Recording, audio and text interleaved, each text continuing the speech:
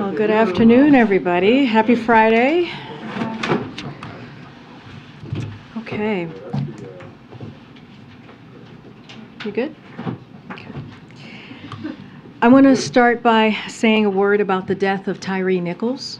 Last night, the president extended condolences to the family of Tyree Nichols and to the entire Memphis community, and he addressed the pain this is causing across America, as once again we grapple with the fact that fatal encounters with law enforcement are disparately impacting brown and black people.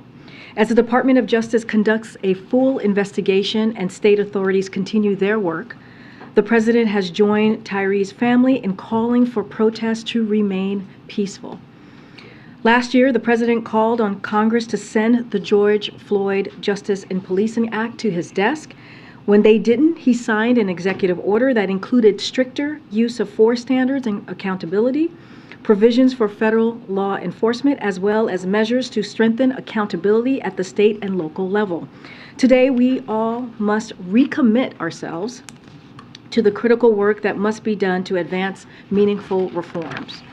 The president continues to believe that in order to deliver real change, we must have accountability when law enforcement officers violate their oaths. And we need to build lasting trust between law enforcement, the vast majority of whom wear the badge honorably, and the communities they are sworn to serve and to protect. Tyree's death is a painful reminder that we must do more to ensure that our criminal justice system lives up to the promise of fair and impartial justice, equal treatment, and dignity for all.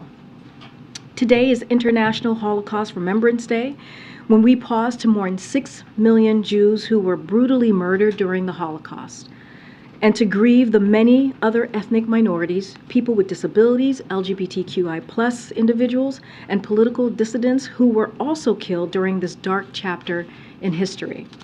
We join together in saying never again. And yet across the country, we see swastikas on cars, anti-Semitic banners on bridges, verbal and physical attacks against Jewish businesses and Jewish Americans, even Holocaust denialism. It's vile. We must affirm over and over that hate has no safe harbor in America. Today, Second Gentleman of the United States, Douglas Emhoff, participated in a commemoration ceremony at the Auschwitz-Birkenau concentration camp in Poland and will visit Berlin, Germany in the coming days to coordinate international efforts to combat anti-Semitism. This work continues here at home. Last year, we held a historic White House summit on combating hate-fueled violence. The president appointed the first ambassador-level special envoy to monitor and combat anti-Semitism. And we are developing a national strategy to fight anti-Semitism. We've secured the largest increase in funding ever for the physical security of nonprofits, including synagogues and Jewish community centers. As our work continues, we will continue to honor and remember the millions who were murdered in the Holocaust. Let me start with two developments that speak to the president's top priority: the safety of American people. President Biden is relentlessly committed to protecting Americans from threats to their safety, and he's equally committed to ensuring justice and accountability to those who threaten American lives. On Wednesday evening, as you all saw and have been reporting, acting on orders from the president, the U.S. military conducted a successful over-the-horizon counterterrorism operation in northern Somalia that resulted in the death of Bilal al-Sudani, a leader and enabler for ISIS global network, as well as approximately 10 additional ISIS operatives. Sudani's activities provided funding to sustain the deadly capabilities of ISIS affiliates globally, including the ISIS Khorasan branch in Afghanistan, one of ISIS' most lethal branches. Sudani's removal builds on this administration's remarkable successes in eliminating the global leaders of ISIS and of Al-Qaeda. Also this week, DOJ has taken custody of Rafat Amarav, who was part of a murder-for-hire operation targeting an Iranian-American critic of the Iranian government in the United States. As DOJ explained, Amarov was was a resident in Iran when this plot developed.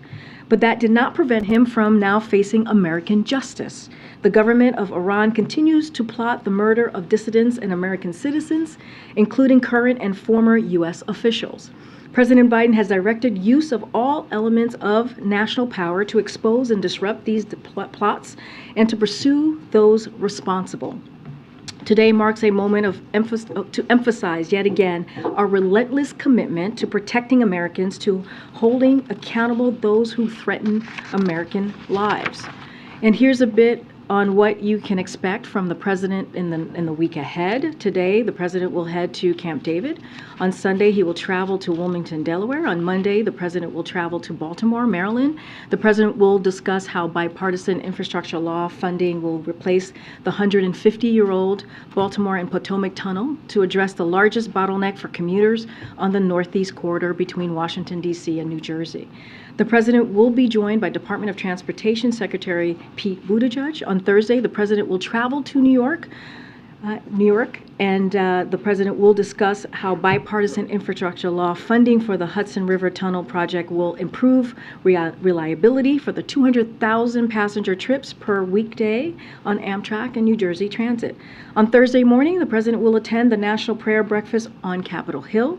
In the afternoon, the president will deliver remarks to mark the 30th anniversary of the Family and Medical Leave Act in the East Room. And on Friday, the president and the vice president will travel to Philadelphia, Pennsylvania. They will discuss the progress we have made and their work implementing the Biden-Harris economic agenda that continues to deliver results for the American people. After, the president will travel to Wilmington, Delaware, where he will remain over the weekend. One final thing, and all of you have seen our statement and the president's statement on this, and you guys have reported, but I wanted to just speak to the president's announcement today that White House Chief of Staff Ron Klain will be departing in the coming weeks, and Jeff Zients will succeed him as Chief of Staff. You all have the statement, and you know how much Ron has been a big part of so many historical things we have accomplished, the president has been able to accomplish over these first 2 years of his administration. But I wanted to zero in on one important piece that we believe matters.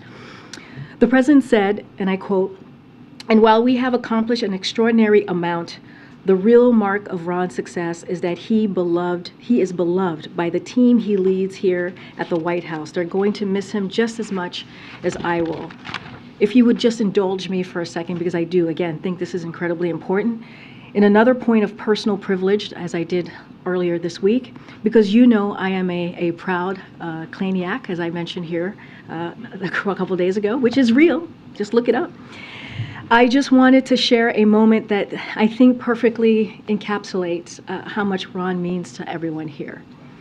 We have a daily senior staff call every single morning. It's where we run through what's happening here. And normally each department heads gives an update on what's going on for them and their teams for that day. But today was a little different. Ron started off by tearfully telling the team how proud he was to serve with them, and how he was even prouder to what we accomplished together over the last 2 years.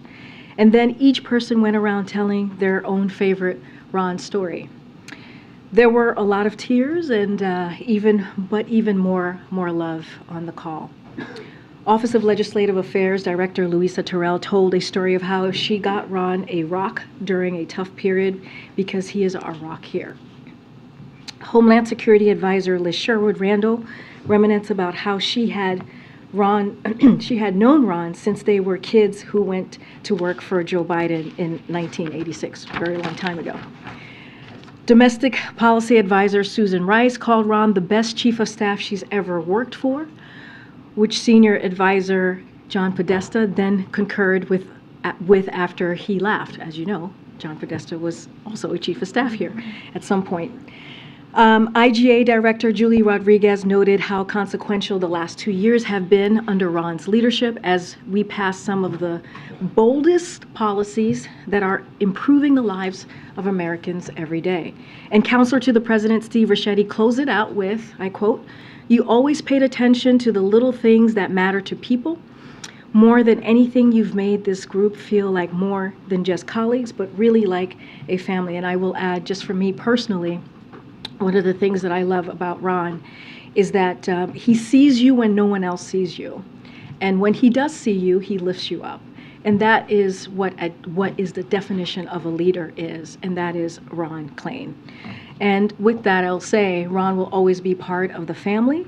We are also very much looking forward to have someone like Jeff lead this team.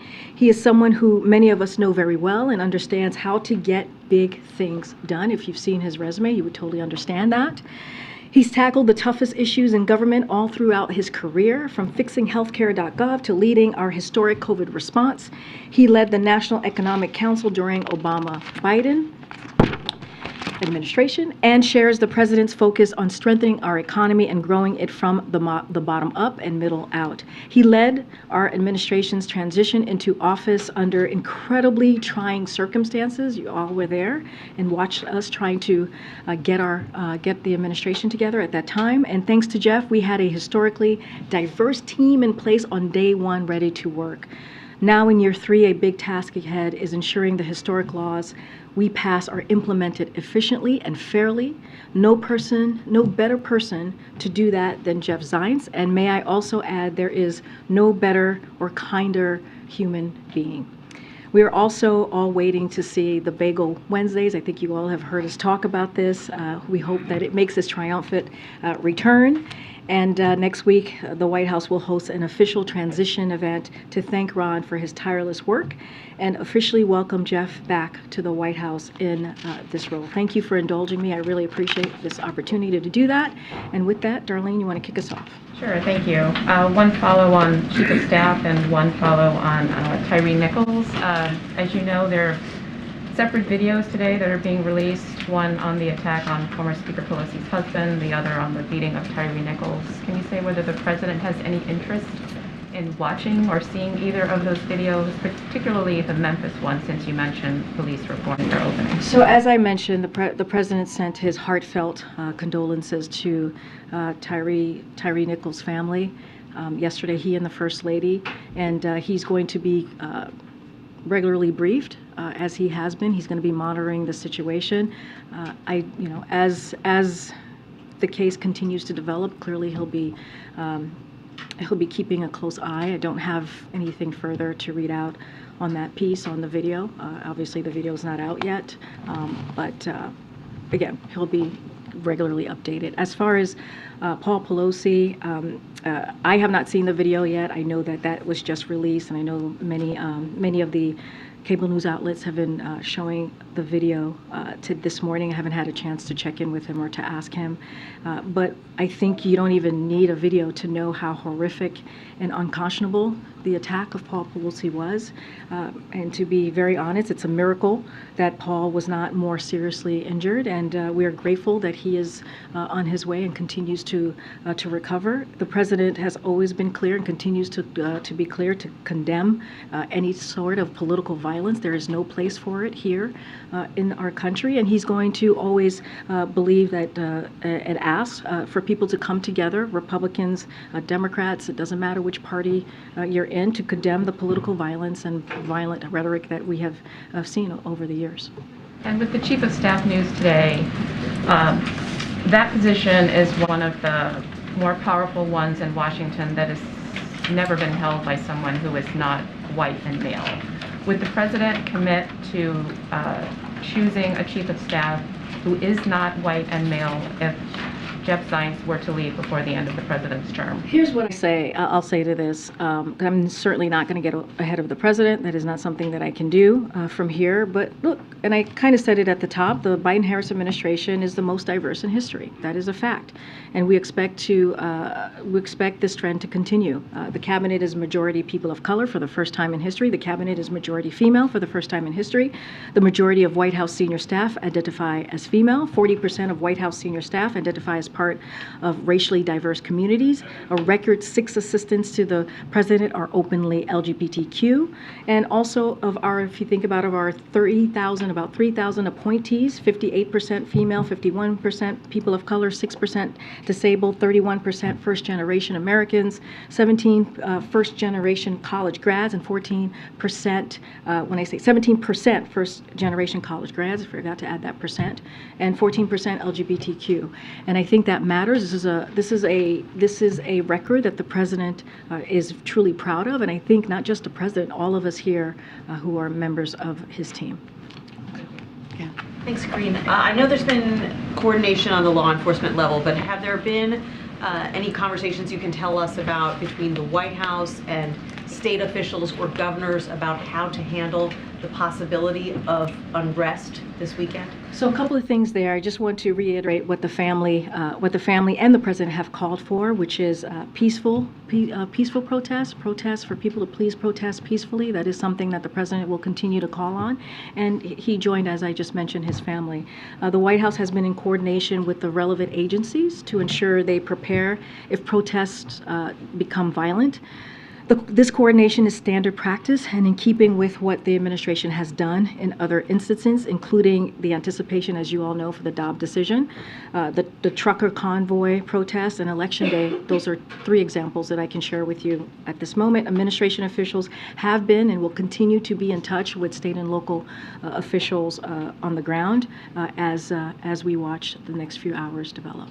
Has the president spoken with the Nichols family directly, or does he plan to? Obviously, when a tragedy happens like this, the president always wants to extend personally his heartfelt condolences to the family. I don't have a call to read out or call schedule at this time, but again, I would refer you to the statement yesterday. But our hearts are with Tyre Nichols' family and the Memphis community as well. And then can you confirm a report by our friends at Reuters that Elon Musk met with Mitch Landrieu, the infrastructure coordinator here at the White House today, about electric vehicles? What were they talking about? I know the White House hasn't always had the nicest things to say about Tesla and its labor practices. So I can confirm that Mitch Landrieu and also John Podesta met with Elon Musk to discuss electrification and how the bipartisan infrastructure law and the Inflation Reduction Act can advance EVs and increase the electrifications more broadly. So that meeting did happen today, and so for sure I can confirm that to all of you. Mark a turning of the page of the relationship between this White House and Elon Musk? I will say that I think the outreach and the meeting says a lot of how important the president thinks the bipartisan infrastructure legislation is and how the Inflation Reduction Act is, especially as it relates to EVs and his commitment. And so I will leave it there, but I think it's important that his team, his senior members of his team, had a meeting with Elon Musk today to do just that. Thanks. On police reform, does the president regret not making it more of a top priority in his work with Congress over these last 2 years? You mentioned how he called on Congress to pass the George Floyd Act, but it didn't seem like one of his big priority legislative pushes. You know, I have to say I disagree. One of the things that the president said when he walked into the administration, the multiple crises that we've had to deal with, that the country was dealing with at the time, as obviously there was COVID, there was the economy because of COVID, there was climate change, and the other one was dealing with the racial unrest that we had seen across the country that we've all went through and many of you spoke to. And he took action when Congress was not able to get the George Floyd Policing Act done. He took action, as I just laid out. He took action by doing taking executive action and doing everything that he could with the tools that he had. So he did take it very seriously. And he's going to continue to be very vocal. He's made speeches about this over the past couple of years, and he's talked to Congress and has asked Congress to take action. He has spoken to many times to the leaders in Congress who put forth, like Cory Booker and others who put forth that piece of legislation, and our team will continue to have those conversations. But again, by taking executive action, I think we believe showed the president's seriousness on this. On one more topic, does the White House have any response to Meta reinstating former President Trump's accounts on Facebook and Instagram? So look, we're not going to comment on an individual Twitter account or social media accounts from here. That is the responsibility. That is something that the independent, clearly, platforms decide on. And we rely on the platforms, that private company, to make sure that their platform is not used to incite violence. And so that is something that we will continue to call on. But we're not going to comment on individual people. On Tyree Nichols, the negotiations that happened last year in the Senate obviously paused. Does the president want to see those resume on the George Floyd policing act? Well, I think as you saw in his statement, the president was very clear. We need to deliver change. We must have accountability when law enforcement officers violate their oaths. And we need to build a long-lasting trust between law enforcement and the vast majority of who wear the badge of honor in an honorary way, an honorable way, I should say, and the communities that they are sworn to protect and to serve. And so he believes we need to continue to move towards that type of change. And he's going to continue to call on Congress to come together and to deal with a real issue. I mean, again, we are having the same conversation, talking about the same thing, brutality, a death of a young man, that we shouldn't be doing.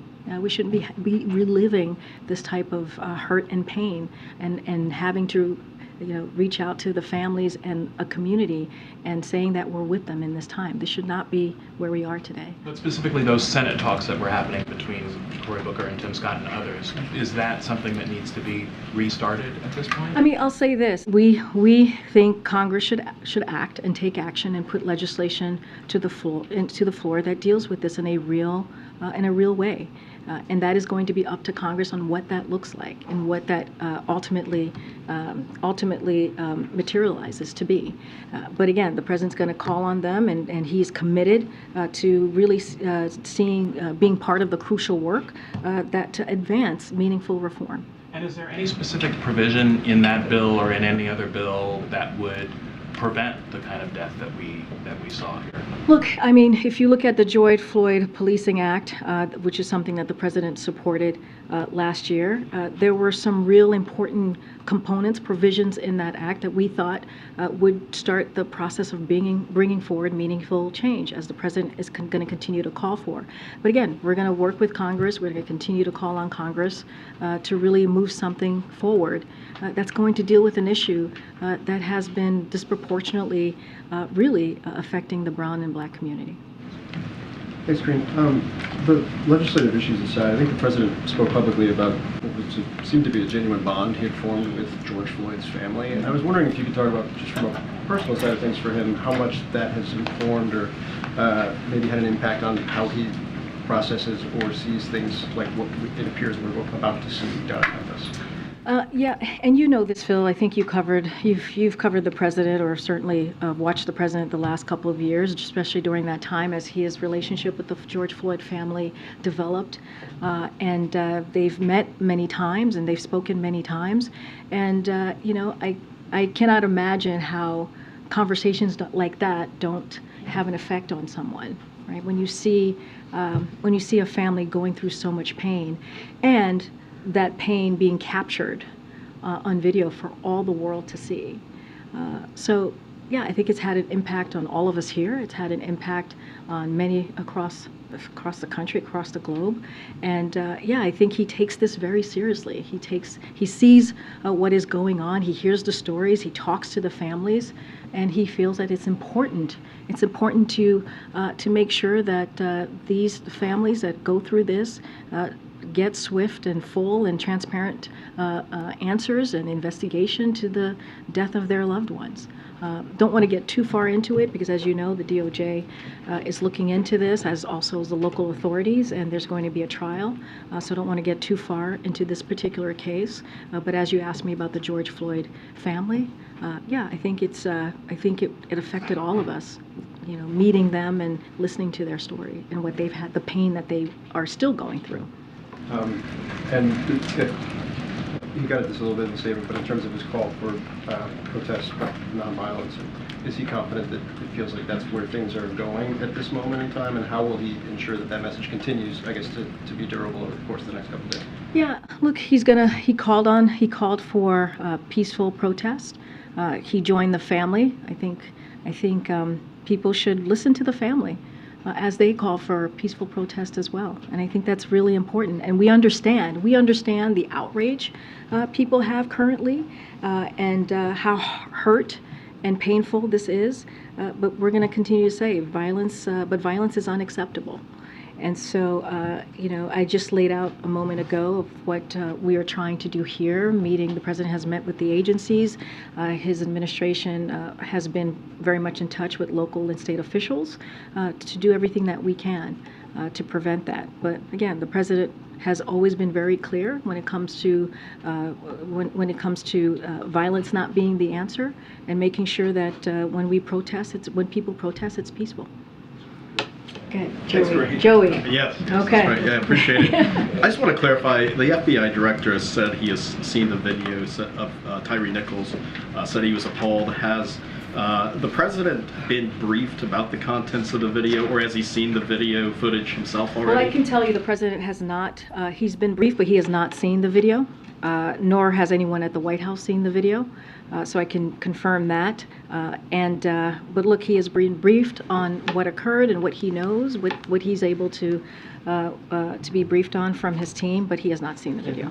Was it the FBI or was it? I don't have a specific, clearly senior administration officials have. I don't have the specific name or person to lay out for you. On a separate topic regarding the debt ceiling, Senator Joe Manchin says in his recent private meeting with Speaker McCarthy that McCarthy said he has, quote, no intention on touching Medicare or Social Security. What is the White House reaction to hearing that?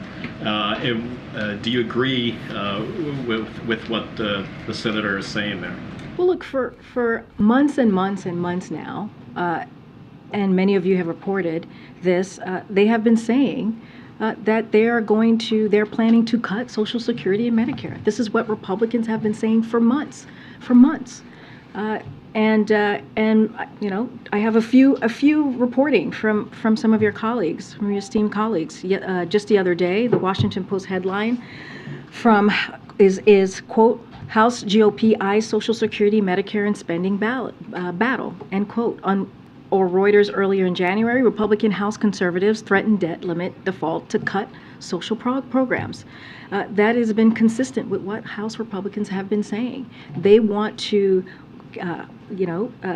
hold hostage the debt. So, for example, here's a Fox News headline from less than a month ago. Before Election Day, Republicans are using debt limit hike to overhaul entitlement programs if entrusted with majority. And this is what we have seen for months and months and months. This is what they have been saying for months and months and months. But doesn't it seem like McCarthy's signaling he's not going to be touching those? I understand the question, but I'm telling you what his Republican conference has been saying for some time now. And they continue to say that. I just read an article from earlier this week that said that is what they want to do. And here's the thing.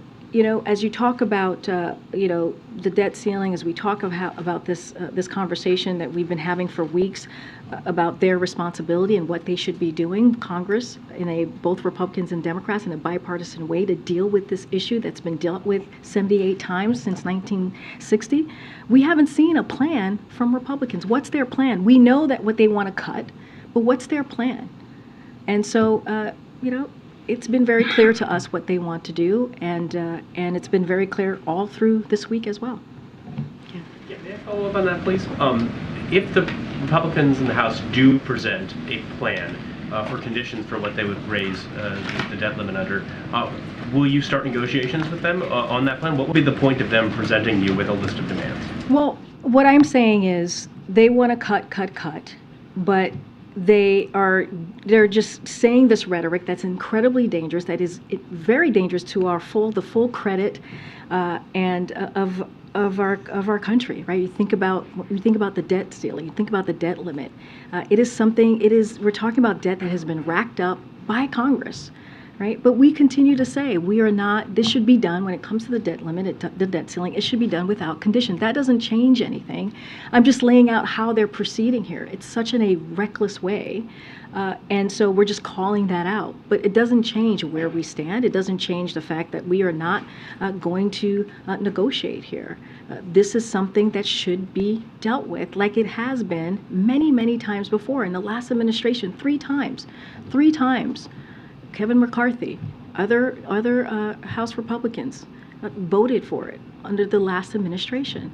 And again, this is a bipartisan way that it's been done in the past, and it should be done this way again this year. Any chance the president would delay his departure to Camp David tonight in order to see the video release when it's scheduled? And because Camp David is one of the places where it's actually difficult for the president to immediately address the nation if there were to be a concern, do you expect that he may want to say something in a live way? He's already spoken through you and he's spoken on paper, but do you anticipate that this is the kind of circumstance where he'd want to emphasize that by appearing on camera? So I don't have any changes for you on his schedule today. I will say, like you just mentioned, you heard from him last night in clear terms and expressing his condolences to the family and the people of Memphis, and he's going to continue to call for meaningful reforms. He said that last night, and he said that many times before, and he's going to continue to call for protests to remain peaceful. I just don't have anything to share at this time on his schedule. Is there anything you can share about his plans for Camp David, since he's doing Camp David and Wilmington this weekend? Are there any meetings that are scheduled at Camp David or things that are government related this weekend? So he tends to have internal meetings, as you all know, with his team. Don't have anything to read out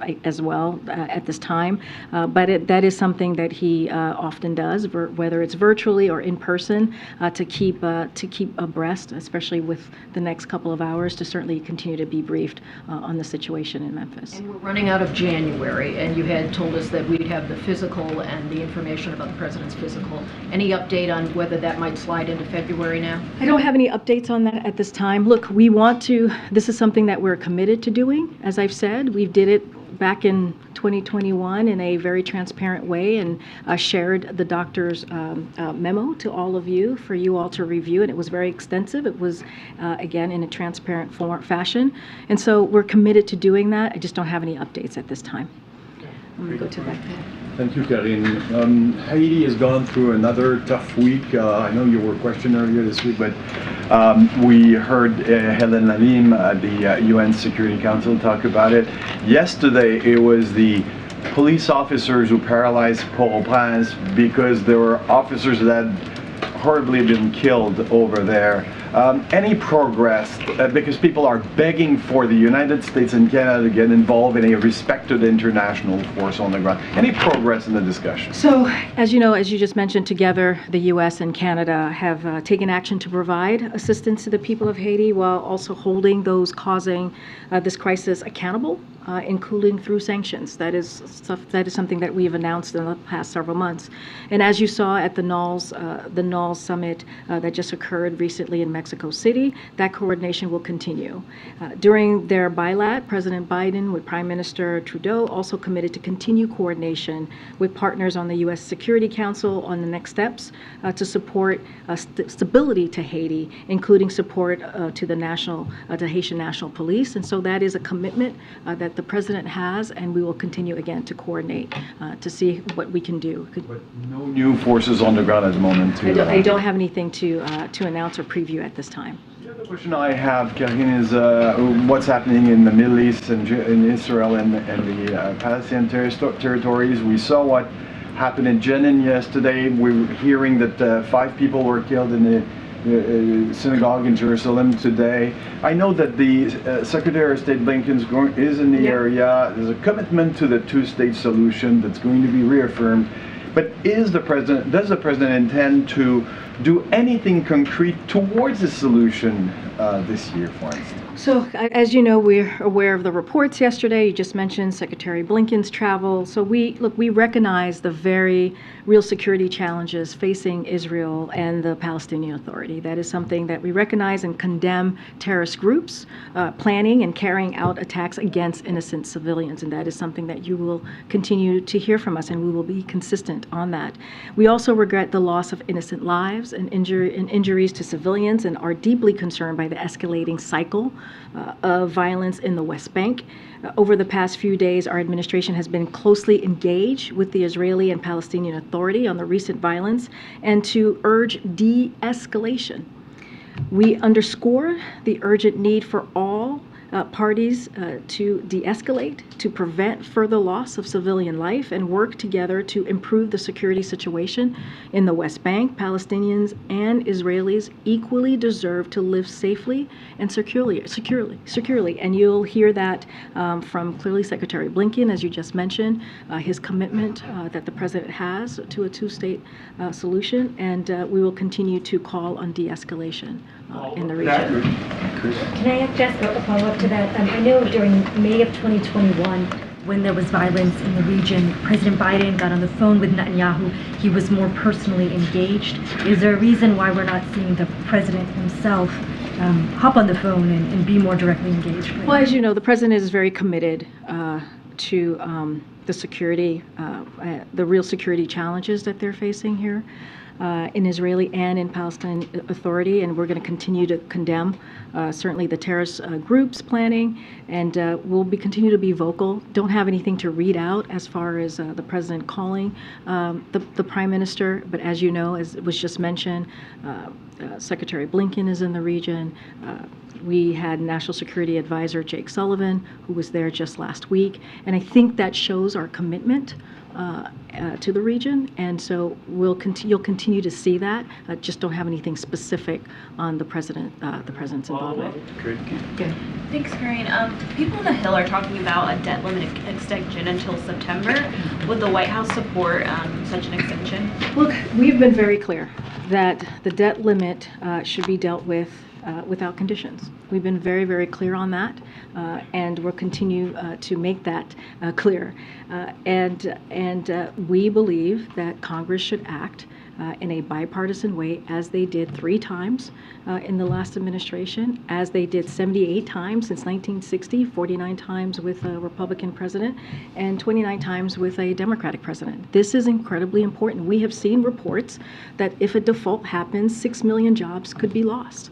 Right? We're talking about an economy that we saw the GDP just the other day, 2.9% growth, which is better than was expected. So we're seeing a growing economy. We're seeing record unemployment, 50-year low. We're seeing almost 11 jobs created under this president. What we should be doing, and what Congress should be working with us on, is how do we continue to build on that success, not do political stunts. And so we'll continue to be clear on that. It should be done without political stunts. It should be done in a bipartisan way, as it has been done many times before. There's going to be a vote next month on a nationwide TikTok ban. Does the White House still have security concerns about the app, and do you have a different stance on that? Look, our positions have not changed on TikTok. I'm not going to get into any specifics. As you know, it's under review by the committee, so we're just not going to get into details on that. Okay. Thanks, Karine. David Axelrod, a former top staffer for President Obama. President Obama wrote in a piece today for The Atlantic that Biden and the White House seemingly have violated every precept, speed, transparency, contrition of crisis communications in relation to the way that you have communicated about the classified documents found in his possession. I'm wondering if you agree with that assessment and your take on that. Well, look, I know David Axelrod very well. I was part of his I was part of his program that he had at University of Chicago, and I respect him wholeheartedly, and got to work with him during the Obama-Biden administration. He has his opinion. I'm not going to make judgments on that, and he's allowed to share what he thinks. But I will say this, and I'm going to be very careful and prudent here. And we take classified information and classified documents very seriously. And the president's team is fully cooperating with the current legal process at this time. I'm just not going to say anything more. This is not a question about the handling of classified documents. It's a question of communication. I just answered your question. I just answered your question. You have no comment on whether I the White House... literally just answered your question. But I did. I did. You asked a question about whether or not you think the White House has done a good job communicating. No, but I answered the first part. I answered it in my first part, which is I know David Axelrod. He has every right to have his opinion, and I've known him for a long time. I've worked closely with him, and that's all I'm going to say. Go ahead, Karen. Is there a specific reason the president's leaving Camp David to go to Delaware just for that one night on Sunday? I don't have anything to preview about what he's going to be doing specifically. All I can tell you is that he's going to be leaving Camp David and going to Wilmington, Delaware.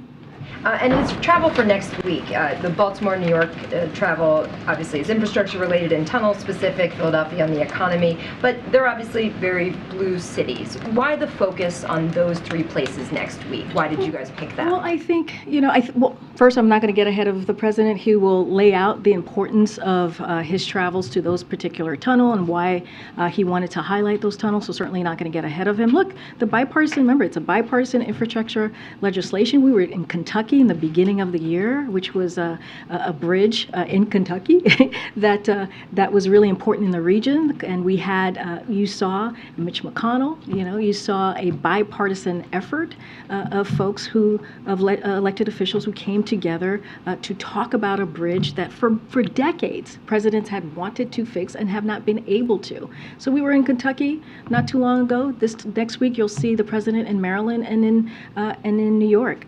So I think those are important, right? When you think about what the president has said for the past several years, is he is a president for everyone. And you see that in his pieces of legislation because they will benefit people in New York, they will benefit people in New Jersey, they will benefit people in Kentucky and Ohio, just across the country, red states, blue states, rural areas, urban areas. And I think that's what you're seeing. That's what you're going to see next week from the president as he continues to travel and lay out what historic pieces of legislation like the bipartisan infrastructure legislation is going to do for the American people, I should say, not legislation, but law. Will you be doing travel right after the State of the Union with a similar message like this? Don't want to get ahead of his schedule, but clearly he sees the State of the Union as an important opportunity to speak directly to the American people about how he sees the future of this country, as the president says. You've heard him say many times he's an optimist, and he said that just yesterday, and he wants to continue to talk about the economy, where we are, and where he thinks we need to go, especially as if we can work together in a bipartisan way to continue to deliver for the American people. Thank you so much.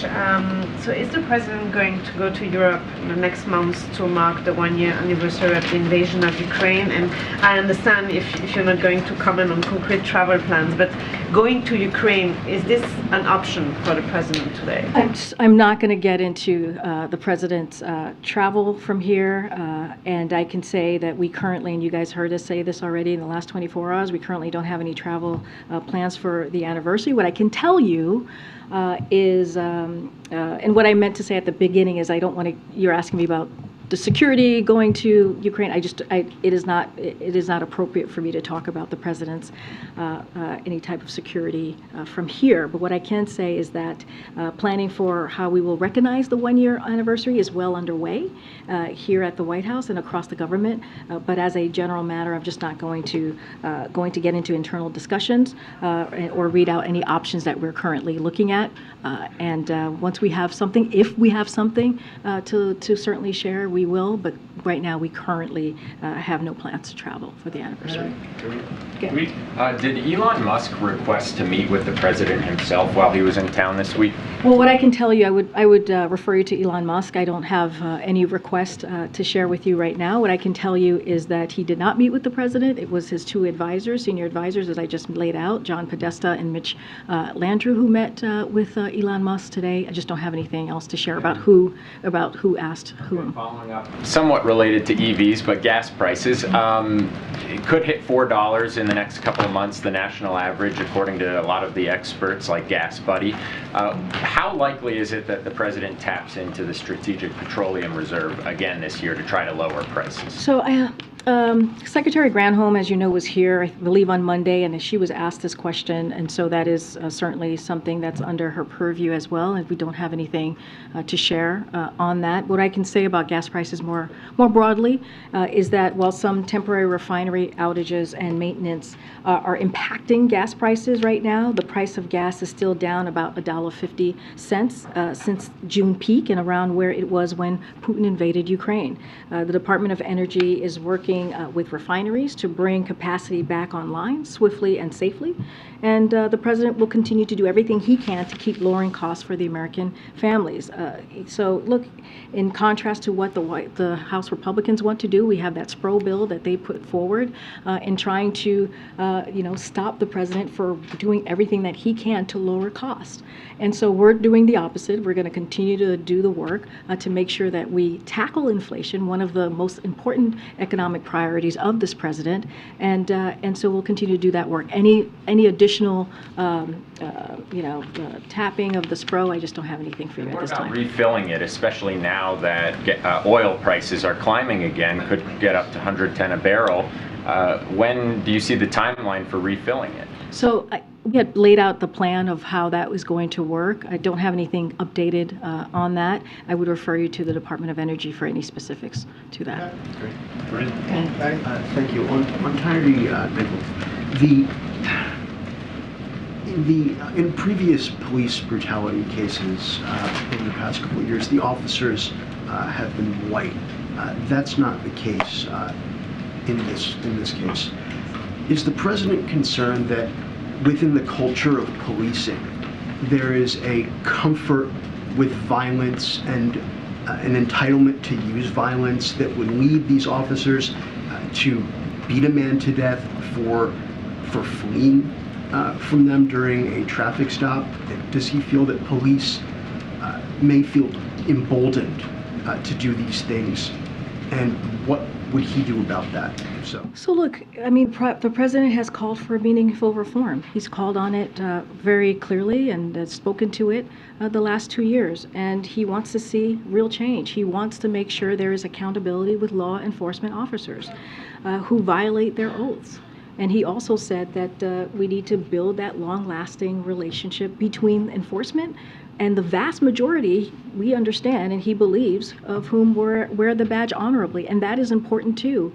And those communities, not only they wear it honorably, but they also to serve the community, to serve into the community that they want to protect. And so look, we're not going to get into doing any psychology here and going into the minds of folks, but what we can say is we believe that there needs to be meaningful reform, which is why the president acted and took executive action when Congress could not. I would just follow up on that. His predecessor in 2017 encouraged police officers to don't be too nice, and suggested that they might hit the heads of prisoners on the tops of their patrol cars. Does the president have any plans to speak to police officers and say that this kind of behavior is not acceptable? Does he plan to address any police groups or anything like that? I understand the question, Andrew, but I think the president has been very clear. He's been very clear on the importance of having true reform, of the importance of making sure that communities feel safe. He took action, right? He took executive action to deal with that specific issue, and that's what he's going to continue to do. He's going to, use the tools that he can by taking executive action and call on Congress to truly make meaningful reform that's going to deal with an issue that is devastating, disproportionately, unfortunately, Black and brown communities. Karine. Thanks, Karine. So when you talk about infrastructure, you say it's important for the president to have a chance to speak directly to the American people. Why doesn't he want to speak directly to the American people now that some big cities are bracing potentially this weekend for riots?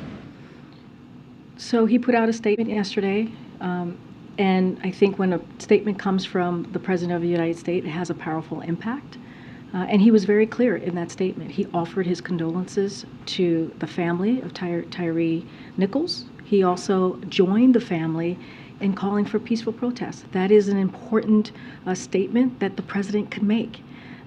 And you have me here reiterating what the president has said, and we're going to continue to do that. It's not the first time. I've laid out the Dobbs decision was a time where we were calling for peaceful protest, and there's been other times even before then. So, and let's not forget Election Day, where we did the same. So I think the president's words really matter. They have weight, and it's important that the American people heard from him directly. Okay, on the documents, have any more classified documents been located in any places associated with President Biden? I would refer you to the White House counsel's office. Okay, and why do White House officials insist that the president self-reported the classified materials if his lawyers initially called the White House and not the Justice Department? I would refer you to White House counsel. But we heard from this podium the other day that President Biden self-reported the materials. That's not exactly what happened. Who did you hear that from? John Kirby. Well, I would refer you to the White House counsel. Go ahead. Thank you, Karine. I have an immigration question, which is really quickly to follow up on the West Bank. Is the administration concerned that the current Israeli government, which many observers have characterized as the most right-wing in the country's history, is escalating the violence in the West Bank? Prime Minister Netanyahu has often said that he is in control of the coalition. Does the administration still have faith in his ability to do that? So look, we have been very clear on looking forward to working with the Prime Minister. As you know, the President has a relationship with the Prime Minister. Certainly not going to go into specifics from here of what you laid out. You know that Secretary Blinken is currently in the region, and so was National Security Advisor Jake Sullivan. And I'm just going to leave it there. I'm not going to go into diplomatic conversations from here. I'm not going to go into anything more specific than that. But again, we're going to, continue that relationship that we've had. And just really briefly, we just heard that there are at least 7 people who have been killed in an attack on a synagogue in Jerusalem. I don't know if you've heard that or not. Do you have any comments?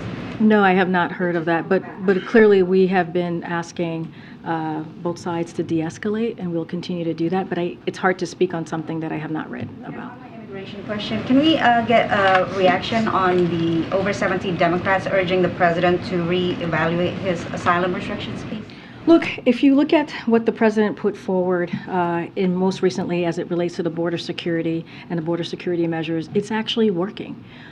And we see that with the parolee program more specifically. And I think it's important that the president is using the tools that he has in front of him to deal with a real issue. And so the number of people crossing unlawfully from Cuba, Haiti, Nicaragua, Venezuela declined by 89% in less than 3 weeks, 89%. And this month we're on track to see the lowest levels of monthly border encounters since February 2021. Our measures, again, are working because we are treating this matter with urgency. We're not using it as a political stunt. We're not using it as a political football. We're taking this very seriously. But as you just mentioned, some states are trying to block our success and measures because they would rather use immigration as a political stunt. And for their campaign, or instead of trying to solve it. So again, we're going to do the work. The president's going to do the work on behalf of the American people and deal with a real issue, not just here, but that has been affecting a global, essentially a global phenomenon that we have seen this past year or two. So again, his measures are the measures that he just put in are working, and we're going to continue to focus on that. Follow up. Okay. On Tyre Nichols, you mentioned that President Biden has called for Congress to pass the George Floyd bill. But for Black Americans who are deeply disturbed and frustrated by these cases of police brutality, who voted for President Biden in 2020 because of what happened to George Floyd, what would be the president's message to Black Americans who are feeling like the president is not taking a more aggressive tone when speaking to Congress to pass this bill and move it forward? Look, I think, and I said a little bit of this moments ago, we understand the outrage that that the community has. As we have said, it is disproportionately, when you see this type of violence, is disproportionately affecting Black and brown communities.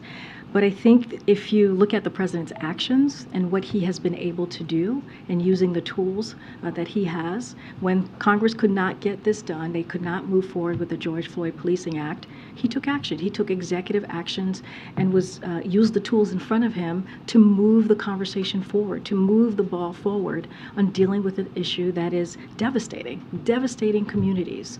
Now he's going to continue to do what he's been doing, is to ask Congress to act. And I also think I would refer you back to his comments, his speeches. He's made speeches on this, on how this is affecting communities, how important it is to come together to deal with a real issue. He's talked about this over the last 2 years. Again, I would look at his actions, look at what he's been able to do, and I think that's important too. Thank you, Karine. On the Elon Musk meeting, did his Twitter ownership come up at all? No. And then what about the topic of Hunter Biden's laptop? I would refer to Hunter's representatives on that. Thanks. To the back here. Go ahead, Brian. Thank you, Karine. I want to go back to November 2nd. Why didn't the president go public on November 2nd when he found out from his lawyers that classified documents were found? I would refer you to the White House counsel, who has put out statements on this, on their timeline, and speaking to this. My colleagues from the White House counsel has had conversations with many of you, answering questions on this. I would refer you to the White House counsel. Before there was a federal investigation, he could have gone public at that I would point. refer you to the White House counsel. Go ahead, Alex. Karine, I spoke with New York City Mayor Eric Adams this afternoon, and he's just very concerned, as he said in media appearances in recent days, that the White House is not doing enough to prepare for a new surge of migrants, many of whom are going to end up in cities like Chicago, New York, here in D.C. And as you know, it's not just DeSantis and Abbott sending buses of migrants to these cities. It's Jared Polis, a Democrat in Colorado as well. So what do you have to say to those concerns from Mayor Adams? Look, here's what I would say, and I answered this question with one of your colleagues, which is we believe, and we have seen the numbers and the data, that the border enforcement measures have dramatically reduced the number of people attempting to enter the country unlawfully. And I just mentioned the parolee program that was extended to Cuba, Nicaragua, and Haiti, and how we've seen those numbers come down by 89%. And so that's because of the measures that the president has put forth. And so, look, we're going to continue to do the work. I just mentioned as well, we're going to see we're on track to see the lowest levels of monthly border encounters since February 2021. Why is that? It's because of the work that this president has done, using the tools, using what he's able to do from the federal government, from where he sits. Look, when the president walked in, the very first piece of legislation that he put forth was an immigration reform bill. That's how seriously he took this. That's how important it was for him to secure the border and deal with illegal migration. And what he has asked for is to have Congress act. And I know you mentioned a couple of Democrats, but the vast majority of folks who have been pushing back against this have been Republicans. We've seen very, very, in a stark way, the political stunts that they have taken. So, look, he's willing to work on this. He has said this many times. He's willing to work in a bipartisan way to get this done. But in the meantime, he's going to take actions, as we've seen, and those actions are actually working. And so that's how I would answer your question. Are you encouraged at all by the Tillis Cinema talks on the Hill? Yes, we are encouraged by those conversations. This is what we've been asking, right? We've been asking for Congress to take action, to really take this in a serious way. And so we welcome that. We welcome conversations that are currently happening on dealing with immigration reform in a real way.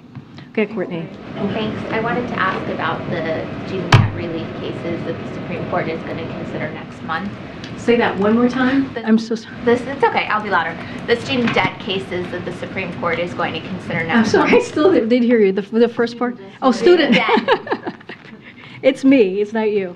The student debt cases. one of the questions that's at issue in both of the cases is whether the president went beyond his authority in pardoning all of that debt. Can you talk about more of what these cases mean for your broader agenda? There's been a lot of different executive actions that the president has taken that have been questioned by the Supreme Court. Outside of the context of student debt, which I know is something you all really care about, but thinking about how these cases could impact going forward, how the president uses his own authority on other issues. So look, I'll just speak to this more broadly. And look, we are confident in our legal authority to carry out this program as it relates specifically to the student debt. And we're looking for a plan. This is a plan that the president put forward to move things forward, right? To continue to help Americans who need a little bit of a breathing room, as you hear the president speak to. If you think about the $20,000 of relief that it's going to give to those who need it the most, if you think about the nearly 90% of benefits will go to out of school borrowers making less than $75,000 a year. And so this is what the president is trying to do. He's been doing this with his economic policies that you've seen the last 2 years, continuing to make sure that we help those who are truly in need.